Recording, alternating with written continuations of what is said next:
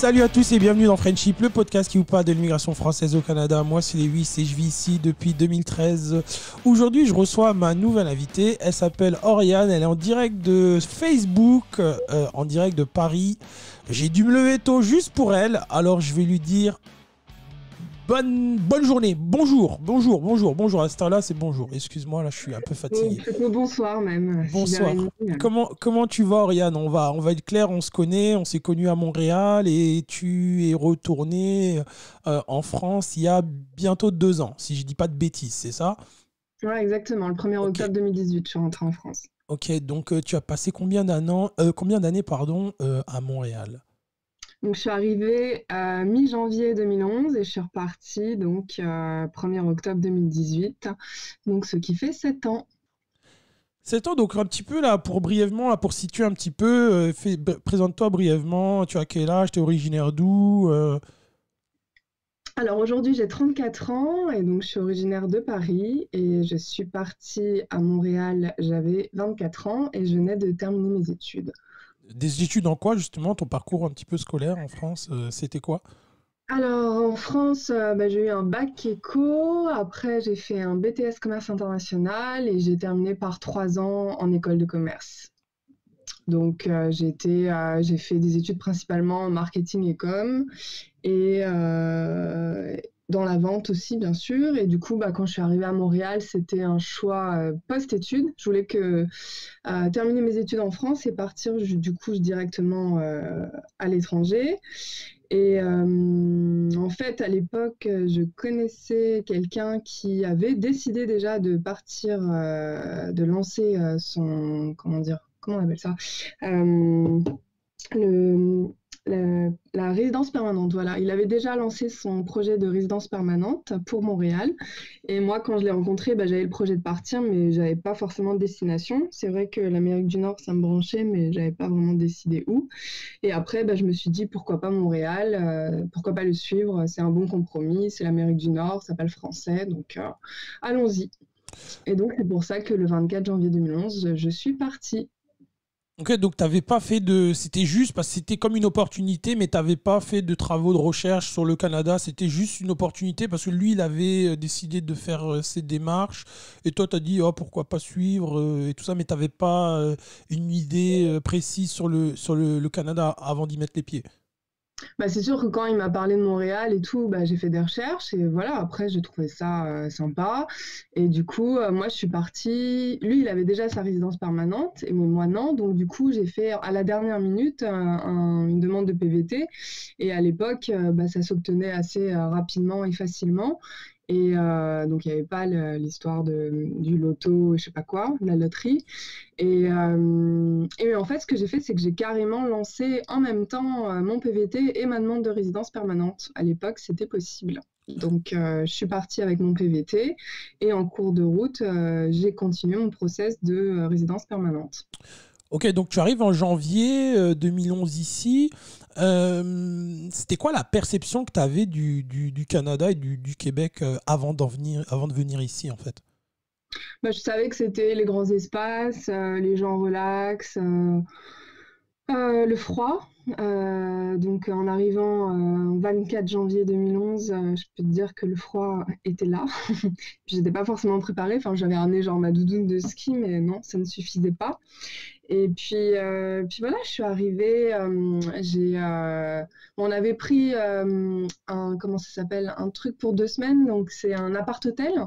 On avait pris ça pour 2 semaines. Puis après, ça a été super facile de trouver un appart. Donc on était à l'époque sur euh, On- on pr- vers Crescent. Je me rappelle plus. C'est quoi?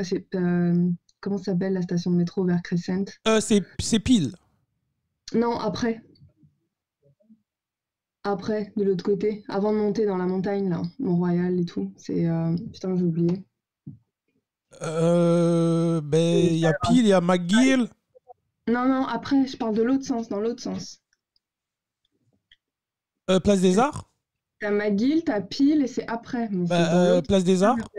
pas vers Place des Arts, dans l'autre À sens. Atwater. Ouais. Non, au milieu, juste avant. Entre C'est pile. Atwater et Peel, en fait. C'est pile. Non, t'en as une autre. Ah bon? Ouais, Ah bah bref, je sais. j'habitais là. Ok. Et du coup, bah voilà, on était dans le centre. On payait à l'époque 900 dollars de loyer. On avait un grand appart. Et voilà, c'était parfait. On venait d'arriver. Pour nous, c'était génial. Venant de Paris et tout, le loyer 900 dollars avec un grand appart comme ça en plein centre-ville. Donc voilà. Et puis en plus, après, ça a été super rapide. Moi, j'ai trouvé du boulot en 2 semaines. Donc en fait, je commençais le 11 ou le 14 février. Et bah, après, c'est vrai que j'étais pas super regardante. J'avais cherché un poste dans le marketing et la com. J'étais passée par Isarta à l'époque pour trouver. Et donc j'avais trouvé un poste d'agent marketing et communication. Mais sauf que j'étais dans un organisme de bienfaisance et en fait j'étais à l'autre bout du monde parce que du coup il fallait que je prenne la ligne verte jusqu'à après Vio là-bas à côté du stade olympique et après je devais prendre un bus. En vrai j'en avais pour 1 heure de transport. J'étais aux 40 heures par semaine et plus 1 heure de transport matin et soir. Et puis, enfin voilà, c'était vraiment les horaires assez violents, avec 30 minutes le midi, pas trop de pause. Enfin, ça me changeait du système français, quoi. Ok, et ouais, juste pour revenir avant la station, c'était Guy Concordia, pardon. C'est ça, voilà, Guy J'ai Concordia. dû regarder sur Google en même temps. Et donc là, donc les premiers mois, donc tu as eu du travail. Donc à ce moment-là, quand tu es arrivé, donc tu es arrivé en couple et Ouais. ton conjoint de l'époque, lui, il travaillait, il a trouvé du boulot directement aussi, lui, ou comment ça s'est Lui, passé il pour lui? était plus relax. Lui, il est parti. Donc, il avait déjà travaillé 2 ans à Londres. Il avait fait un premier essai de retour en France quand on s'est rencontrés. Et du coup, il n'avait pas accroché. C'est pour ça qu'il avait lancé son projet de résidence permanente au Canada. Il n'avait jamais foutu les pieds, lui non plus. Je sais pas pourquoi, à l'époque, il avait choisi Montréal comme ça, de nulle part. Et donc, en fait, lui, il est arrivé vraiment en mode relax. Il avait de l'argent de côté. Voilà, il voulait prendre son temps, pas se stresser. Donc en fait, il a pris 1 an de congé sabbatique. Il s'est reformé parce que du coup, je crois qu'il était commercial au moment où on s'est rencontrés, mais quand même, il touchait un peu à la finance. Et en fait, donc la formation qu'il a fait pendant 1 an, il s'est penché sur un truc de trader.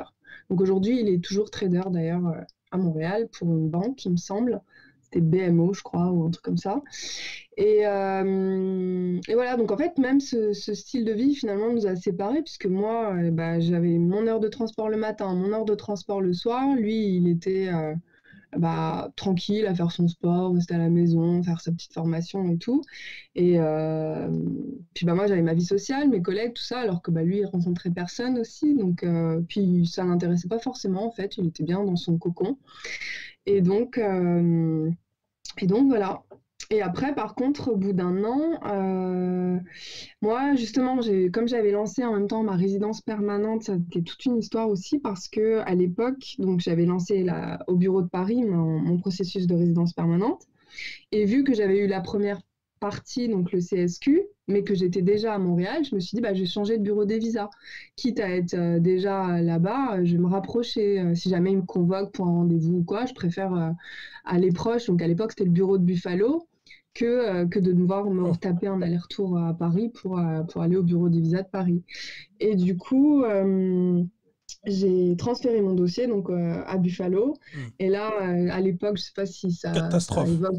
Je le Hein, sais, je m'en souviens. C'est les fameux oubliés de Buffalo, c'est ça? exactement. Ouais, Donc c'est en en fait, mon 2011. dossier a été en stand-by Ouais, pendant. Bah, ça a pris 1 an de retard en ouais. fait. Donc C'est j'étais censée avoir mes papiers. Donc moi j'étais arrivée en janvier 2011. Mon process avait été lancé donc genre en novembre 2010. Donc logiquement j'aurais dû avoir mes papiers en novembre 2011. Et en fait c'est là que bah, j'ai appris que voilà, enfin c'était en suspens, etc. Mais sauf que moi mon PVT à l'époque c'était 1 an. Et bah voilà, en janvier-février, il arrivait à expiration en fait. Et, euh, et à l'époque, c'est vrai que j'étais pas très familière avec les démarches. Je savais pas que, en fait, comme j'avais déjà mon CSQ, j'aurais pu en fait rester en statut implicite. Et du coup, bah, pour moi, la solution de facilité, c'était bah, de retourner en France le temps que ça se débloque la situation et que je puisse obtenir mes papiers. Et du coup, bah, j'ai quitté Montréal en février 2012. Mhm. Et donc, d'un commun accord avec mon ex-copain, donc on s'était dit, bah vas-y, rentre en France pour quelques mois, le temps que ça se débloque, et puis après on verra. Donc c'est ce que j'ai fait. Je suis rentrée en février 2012. J'ai retrouvé un job en mai 2012 à Paris. Et puis voilà, donc j'ai bossé pendant 6 mois. Et puis après, bah, j'ai quand même décidé, même si je savais pas trop où en était mon dossier, mais je savais que genre ça avait pris 1 an de retard. Donc normalement, entre novembre 2012 et février 2013, ça devait se régler. Donc je suis rentrée de nouveau à Montréal en novembre 2012. Et donc là, bah voilà, ça s'était T'es quand même pas débloqué la t'es situation. revenu Donc avec un visa de touriste, en fait, c'est ça? ouais, je suis revenue en visa touriste, exactement. Euh, et, euh, et puis bah là, du coup, en fait, je me suis avancée, du coup, comme j'étais en cours d'avoir mes papiers, j'ai fait toutes les formations pour les nouveaux arrivants, etc. Donc, je sais pas, il y avait des cours d'anglais, il y avait les trucs d'intégration, c'était avec le programme Interconnexion. Et donc, comme ça, j'ai pu m'occuper. J'ai même fait un stage d'1 mois en février 2013, justement. Un stage d'1 mois dans une boîte. C'était du bénévolat, hein, mais bon, au moins, ça m'occupait, puis ça me sociabilisait. Et donc, comme ça, j'ai pu rencontrer beaucoup de gens. Et, euh, et puis, j'ai enfin eu mes papiers, donc ma résidence permanente en février 2013. Et donc, après, j'ai pu trouver un job. J'ai trouvé je crois qu'en avril-mai, j'ai eu un premier job. Donc là, j'étais dans une clinique médicale, donc toujours dans la com. Et en fait, la directrice était un peu âgée et folle. Et donc, au bout de 2 mois, elle m'a virée comme ça, du jour au lendemain. Donc, j'ai subi mon premier licenciement à la nord-américaine, où on vous dit maintenant tu pars, donc tu prends ton carton et tu te casses. Et puis voilà, puis après, donc j'ai retrouvé un autre job assez rapidement. Et là, donc j'ai travaillé dans un cabinet de propriété intellectuelle où j'étais donc directrice marketing et com. Et puis donc j'ai pu travailler là-bas pendant 7 mois et hop, de nouveau licenciement économique. Donc pareil, encore l'histoire du carton. En 2 heures, tu te casses. Euh, Non, mais ça fait toujours penser, tu sais, aux vieux films américains là, avec les cartons et tout, mais c'était et exactement tu ça. dégages, quoi. Ouais, tu dégages. Mais Mais bon, j'avais quand même 2 semaines de préavis payés, le chômage, etc. Enfin voilà, il n'y avait pas, enfin c'est pas, c'est quand même choquant. C'est sûr que quand ça arrive, ça fait un choc, même si on n'y est pour rien, même si les compétences sont pas remises en question, etc. Mais c'est quand même difficile, quoi. On voit jamais ça en France. Donc c'est ça qui est arrivé. Et puis après, donc j'ai eu quelques mois de chômage, mais pas longtemps. Et puis après, donc là, c'est là que j'ai décidé de rentrer. Je me suis dit, ça suffit les conneries, les petites boîtes à la con. Allez hop, je suis rentrée dans la banque. Donc là, je suis rentrée chez Desjardins. ok. Et donc là, du coup, j'étais plus vraiment dans mon domaine. Bien que j'avais mon expérience marketing et com, je me suis retrouvée adjointe en fait. J'étais dans un département vente, mais j'étais adjointe de enfin, chez Desjardins, tu as comment ça s'appelle, des directions, un peu des grosses directions qui sont chapeautées. Enfin bref, tu as Guy Cormier en haut et après tu as des directions principales, on appelle ça. Et après tu as des sous-directions en dessous. Enfin bref, donc voilà. Donc moi j'étais adjointe d'une directrice principale. Donc voilà, pendant 2 ans, ça a été la réelle éclate. J'avais une collègue qui avait travaillé pour un autre directeur principal. Enfin voilà, on n'aimait pas forcément notre job, mais on était bien dans notre cocon, dans notre ambiance, on s'entendait bien avec tout le monde, on travaillait au complexe des jardins et tout, c'était vraiment 2 belles années. Et puis après, restructuration des jardins, allez, ton poste saute. Donc là encore, bim. Troisième comment sorte Troisième licenciement. pseudo-licenciement parce qu'ils te licencient, mais tu restes quand même à ton poste et en fait, on essaye de te replacer. Ok.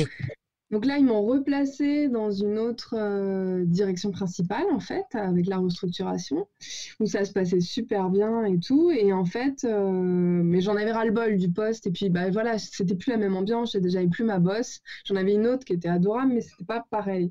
Et du coup, je me suis dit, vas-y, c'est bon, c'est le temps du changement. Redirige-toi vers ton objectif. Donc, en fait, mon objectif principal, en fait, c'était de retourner dans la com et voilà, d'être directrice de com. Et donc là, en interne, en fait, j'ai pu. Donc le réseau Desjardins est assez vaste, et donc j'ai pu travailler dans une caisse spécialisée en fait pour les policiers. Donc il y a des caisses pour les enseignants, pour tout corps de métier. Donc là, moi, en l'occurrence, c'était les policiers. Et donc je me suis retrouvée directrice de la com dans la caisse des policiers. Et là, bah voilà, c'était bien et tout. J'étais contente, j'avais atteint mon objectif, mais finalement au bout de 2 ans, bah, ouais, j'ai eu l'impression que j'avais fait le tour du poste. Et aussi, bah, au niveau perso, les gens que j'avais pu rencontrer au fur et à mesure, bah, mine de rien, le communautarisme, c'est pas que pour les autres, c'est pour nous les Français aussi. Et donc, quand on est à l'étranger, bah, on se mixe pas mal avec des étrangers comme nous. Parce que de toute façon, on a beau être français, parler français, mais c'est pas pour autant qu'on a la mentalité québécoise et que de toute façon, à leurs yeux, pour certains, on sera toujours des maudits français. Et mine de rien, bah, au niveau intégration, bah, on a tendance à se rapprocher de ce qui nous ressemble, et donc c'est les Français.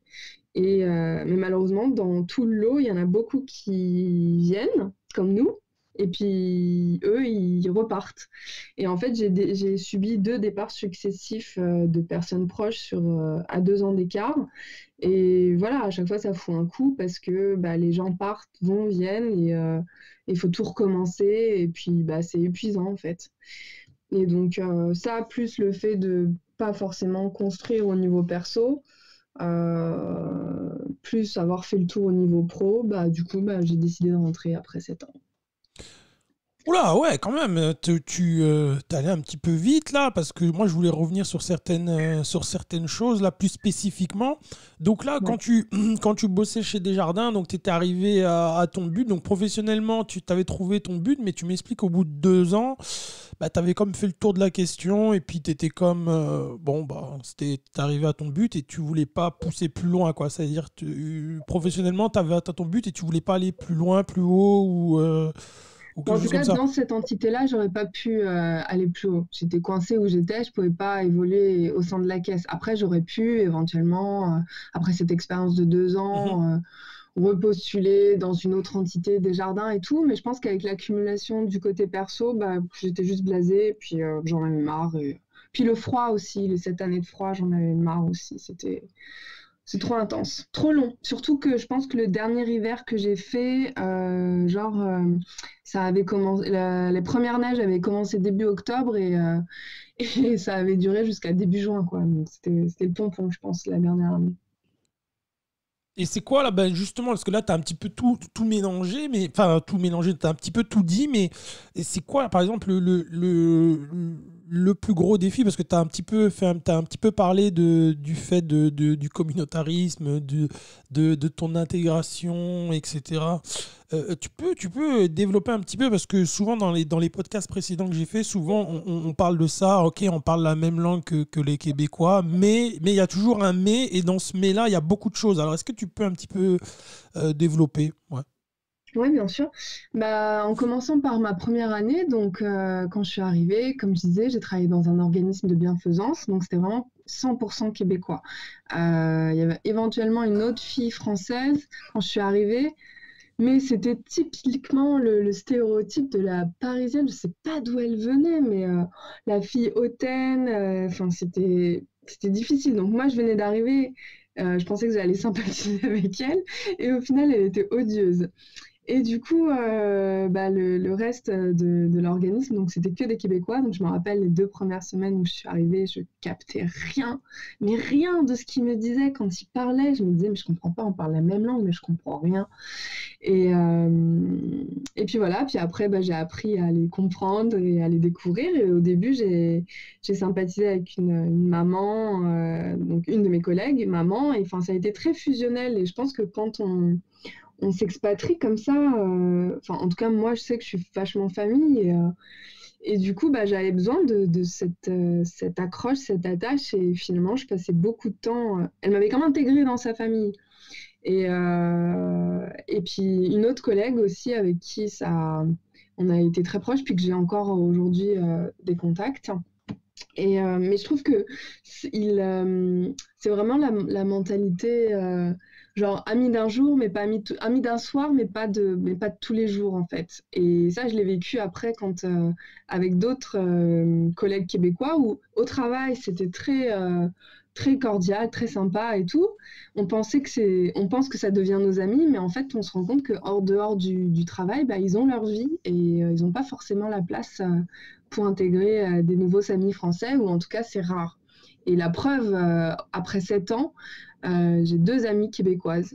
J'en ai une que j'ai rencontrée donc, la première année où je suis arrivée en 2011, et une autre que j'ai rencontrée parce que j'ai repris mes études à HEC Montréal et que j'ai sympathisé avec elle et voilà, pendant 2 ans. Mais sinon, pour le reste, bah non, quoi. Ils sont juste des amis Facebook, en gros, quoi. Puis tu leur Et parles jamais. encore, même pas tous. Ah, ok. Mm. Donc ouais, je trouve que c'est difficile. Bon, après, si, sur mes 2 dernières années, je suis sortie avec un Québécois. Donc pour le coup, bah voilà, j'avais le côté famille québécoise, j'avais ses amis québécois, etc. Mais sinon, ouais, je trouve que c'est difficile quand même. Ça a été difficile parce que souvent tu sais, dans les podcasts que j'ai fait précédemment, pardon, j'en entends parler, mais c'est difficile de le percevoir. Même moi, personnellement aussi, je l'ai vu. Et puis c'est vrai que ça peut être. Ça demande une grosse adaptation parce que c'est sûr que les rapports sociaux, ils sont complètement différents ici. Et si tu n'es pas capable de t'adapter à ça, c'est sûr que c'est compliqué. Donc, souvent, ça revient souvent là. Tu passes une belle soirée avec et tu dis, ah bah c'est cool, je me suis fait un nouvel ami. Et en fait, le lendemain, c'est à peine s'il te dit salut au bureau, quoi. Et ça peut être compliqué. Et ça, c'est vrai que ouais, ça, c'est assez Ça existe bizarre. partout. Ça existe partout parce Ouais, que moi, j'ai été en Australie aussi pour mes études, donc c'était il y a encore plus longtemps, c'était à l'époque en 2009. Et voilà, c'est amis d'un soir, mais pas le lendemain, non, ils ont déjà leur vie en fait, ils ont déjà des amis et ils n'ont pas besoin de toi. Et finalement, les gens avec qui, bah, il y en a une sur les 2 avec qui je suis amie, qui voilà, c'était une maman seule, elle n'avait pas forcément beaucoup d'amis, une famille un peu compliquée. Donc du coup, il y avait la place pour moi il y en avait de la fait. place, ok, ouais, ouais, je comprends bien, mais j'aimerais que tu développes un petit peu sur justement, là, t'étais venu quand même ici avec une idée, t'as quand même pu trouver, c'est quoi qui t'a plu? Parce que là, on est plutôt sur les aspects un petit peu irritants, mais dans ces 7 ans, c'est quoi le positif que tu vas retenir de qu'est-ce que tu as appris professionnellement, enfin, qu'est-ce qui est différent, enfin, t'as bien quelque chose qui t'a bien plu et que tu Ouais, gardes ouais. encore aujourd'hui, là, tu Oui, peux... oui, complètement. Bah, professionnellement, je te dirais pas que j'ai appris quelque chose, parce que bah non, un job, c'est un job, que tu le fasses en France ou ailleurs, t'apprends rien de bouleversant. Après, ce que j'ai beaucoup aimé à Montréal, c'était, bah voilà, au début, c'était la phase de découverte, donc toutes les activités à faire l'hiver, je me suis gavée avec tout ce qui est bah, les trucs de chalet, aller faire du patin sur le lac, aller faire du chien de traîneau, aller faire de la motoneige, enfin voilà, toutes les activités de vacances, entre guillemets. Et puis voilà, l'ambiance aussi, partir en chalet avec ses potes. L'été, après, ben voilà, quand il y a la ronde qui ouvre, c'est juste génial, avoir son passeport là à 60 balles et y aller autant de fois que tu veux. Enfin, c'est cool, ça n'existe pas en France ce truc. Après, bah pareil, tu retournes camper l'été ou tu retournes au chalet, etc. Donc c'est une autre expérience encore. La nature qui est accessible vraiment à 30 minutes, tu vas à la plage, si on parle de Oka, tu fais du rafting, tu as le canal La Chine aussi, c'est juste génial de faire du paddle dessus. Enfin voilà, je trouve qu'il y a beaucoup d'activités. Après, quand j'en parle en France, on me dit ouais, mais tu peux faire pareil en France. Bah, en tout cas, en vivant à Paris, j'ai pas l'impression d'avoir les mêmes accès que quand j'étais à Montréal et de pouvoir faire tous ces trucs, quoi. En tout cas, au tarif où je le faisais à Montréal, comparé au tarif où ça peut exister ici, à côté de Paris. Et donc ouais, voilà, c'est tous ces trucs de nature. Et puis la simplicité aussi des gens. Enfin, je sais qu'au début c'était surprenant parce qu'on voit tous les styles à Montréal. T'as des gens qui sont en pyjama, qui sortent avec des couleurs d'arc-en-ciel dans leurs cheveux, et tout le monde n'a rien à foutre. Et c'est ça que j'adorais et qu'au final ça a déteint sur moi parce que voilà, ça pouvait m'arriver de sortir de chez moi en pyjama, chose que je ferais très rarement ici à Paris, ou quoique maintenant je m'en fous et je le fais, et puis je fuck le reste, quoi. Ça, Et voilà, c'est ce côté où tout le monde s'en fout, personne se juge, et puis le respect aussi que tu pouvais sortir le soir dans les rassemblements, enfin avec toutes les francopholies, tous les... Oui, c'est ça aussi, l'été, tous les événements qu'il peut y avoir gratuits et que les gens peuvent en profiter, les piscines gratuites, les parcs où tout le monde fait son petit barbecue, enfin c'est convivial, c'est vraiment... En tout cas, je parle pour Montréal parce que c'est la ville que je connais le mieux, même si j'étais un peu à Québec, etc., ou Ottawa, ou Toronto. Mais Toronto, j'ai moins aimé, c'est trop froid, trop grande ville, je suis pas fan. Mais Montréal, ouais, voilà, c'était le petit cocon, le petit compromis. Tous les parcs, toutes les activités que la ville offre à ses habitants, tous les concerts, et puis jamais dans la violence. Enfin, en 7 ans que j'ai passé là-bas, j'ai jamais vu de bagarre, j'ai jamais vu je me suis jamais fait agresser, je me suis jamais fait mal parler. Aussi, une fois, je me suis fait traiter par une vieille de maudite française quand j'étais dans le bus, quoi. Mais sinon, ouais, c'est ça Montréal pour moi, c'est la, la douceur de vivre, et que tout le monde s'en fout, quoi. C'est bon ça. Et si là, j'aimerais aussi que tu parles de l'aspect financier. Comment tu sais, avec les boulots que tu avais, c'était quoi, combien tu gagnais?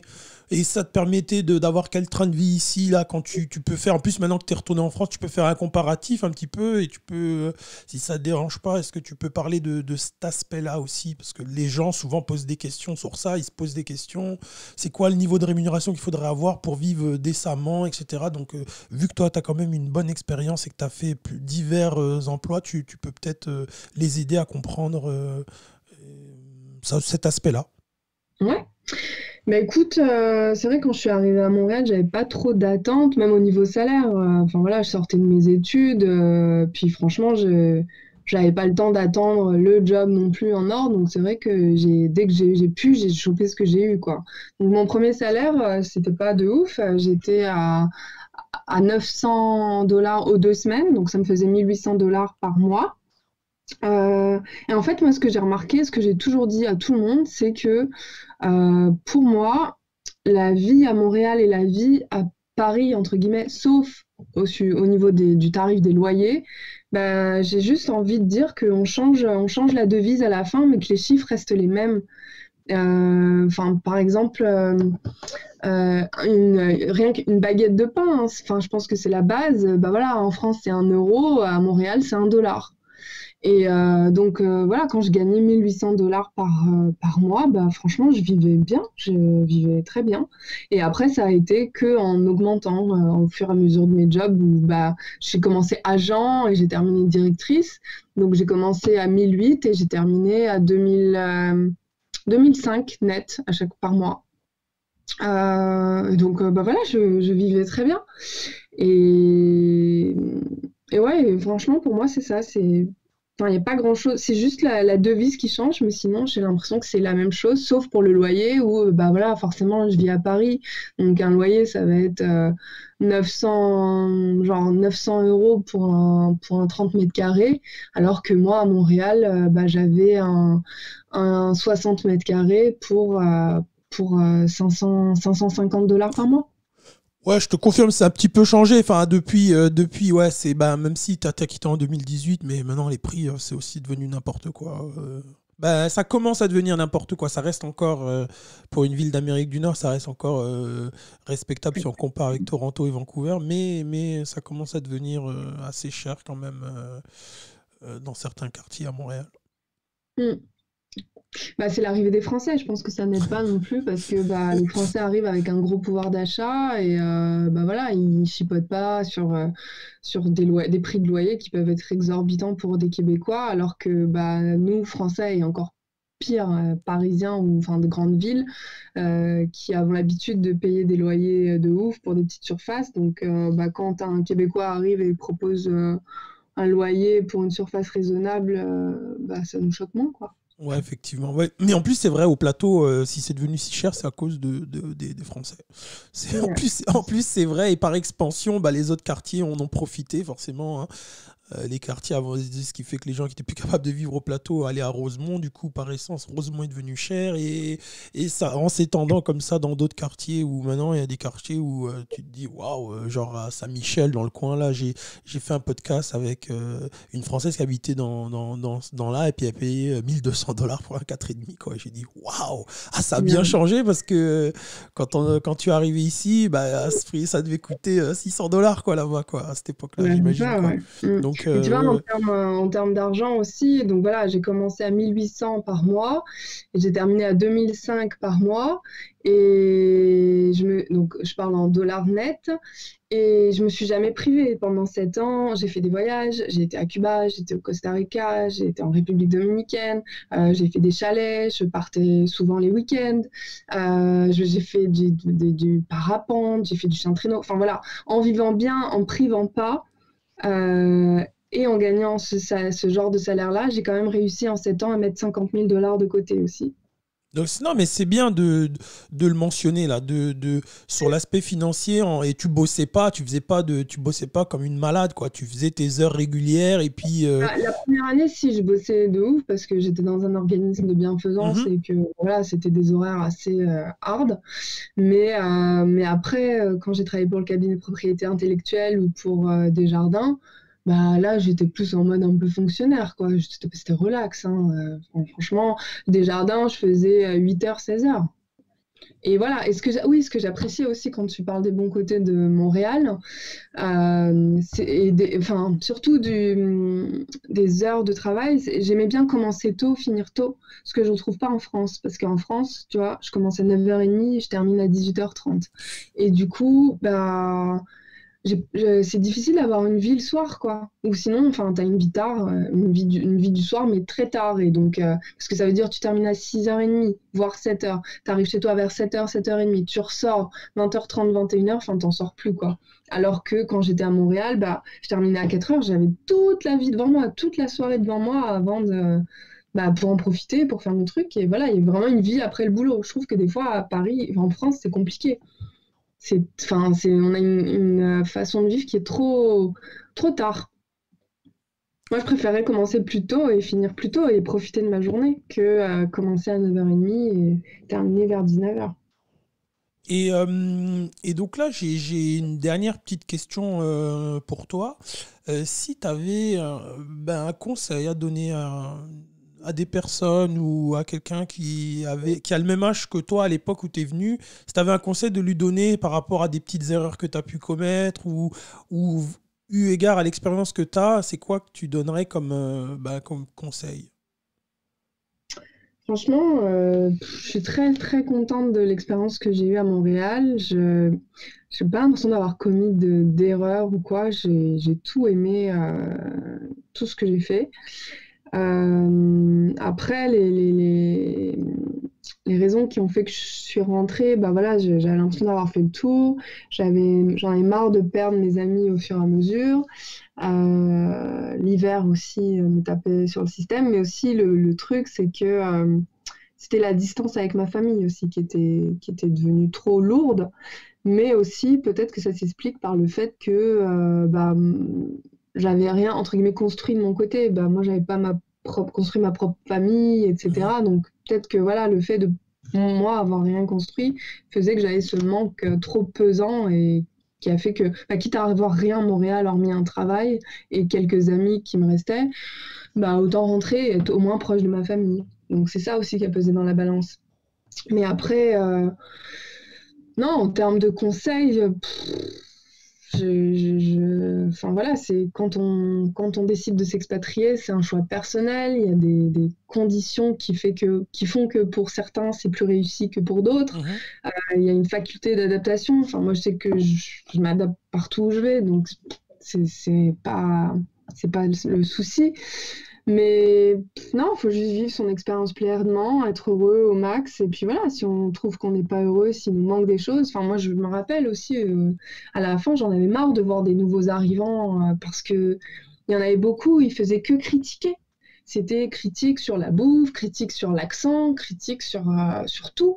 Et c'était lourd, en fait. C'était, mais pourquoi t'es venu si c'est pour critiquer? Retourne d'où tu viens, en fait. Enfin, ça sert à rien. Soit t'acceptes, enfin, si quand tu décides d'aller quelque part, c'est pour vivre pleinement ton truc, pas pour critiquer. Et puis voilà. Puis de toute façon, au final, ces gens-là, ils sont rentrés. Mais moi, j'ai jamais critiqué personnellement là-bas. C'est juste que, voilà, au bout d'un moment, bah, c'était plus, je m'y retrouvais plus, quoi. Et c'est pour ça que je suis rentrée. Et vu que tu es citoyenne canadienne, est-ce que toi, tu t'envisages et tu laisses la porte ouverte à un retour ici dans le futur ou c'est vraiment terminé, tu as fait le tour de la question et tu ne penses pas revenir, hormis des vacances, tu ne penses pas revenir, revenir ici? Bah, c'est sûr que je pense que je reviendrai en vacances, ça c'est clair. En effet, j'ai mon passeport canadien, donc j'espère que les lois ne changeront pas et qu'un jour ils décideront pas de me l'enlever parce que je n'y vis pas.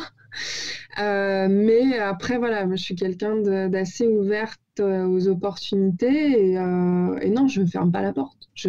Après, je dis pas que demain, ça y est, je retourne m'installer à Montréal, mais si ça se réchauffe un jour, peut-être que je reviendrai. Non, je sais pas. Au cas où, tu veux pas que tes parents écoutent ce que tu viens de dire là, hein. Non, mais au pire, peut-être c'est faire un 6 mois, 6 mois. Moi, j'adore l'été à Montréal, c'est juste génial avec tout ce qu'il peut y avoir à faire, les activités et tout. Puis voilà, même pour avoir des enfants, c'est cool. Enfin, moi, quand je vois ici en France, t'as ton petit congé mat de 3 mois et après, ils te refoutent au turban, alors que bah, c'est cette qualité de vie qu'il y a à Montréal où tu peux, voilà, si t'as des enfants, tu peux profiter au moins la première année et tout, relax. Puis même, on avait beau aussi critiquer le système de santé. Enfin, moi, je sais que j'ai jamais été déçue. J'étais toujours bien pris en charge et tout. Une fois qu'on est dans les rouages du système, après, on est hyper bien pris en charge. C'est vrai que ça peut prendre du temps au début, mais après, une fois que c'est bon, ça va, quoi.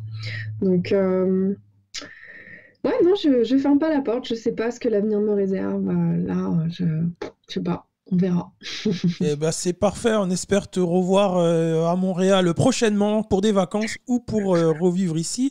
Je te remercie beaucoup de m'avoir accordé cette petite interview.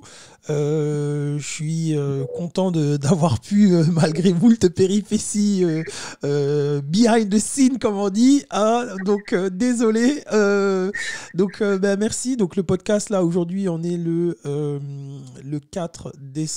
Je vais le payer très rapidement. Et ben, voilà, donc vous pouvez télécharger ça sur toutes les applications de podcast, Spotify, Google Podcast et compagnie. Donc, vous pouvez liker la page du Friendship. Et donc, ben, la semaine prochaine, je vais essayer de faire encore 2 podcasts avant de couper pour Noël et pour revenir en pleine forme en 2021. Donc, je vais essayer de faire 2 podcasts dans les 2 prochaines semaines.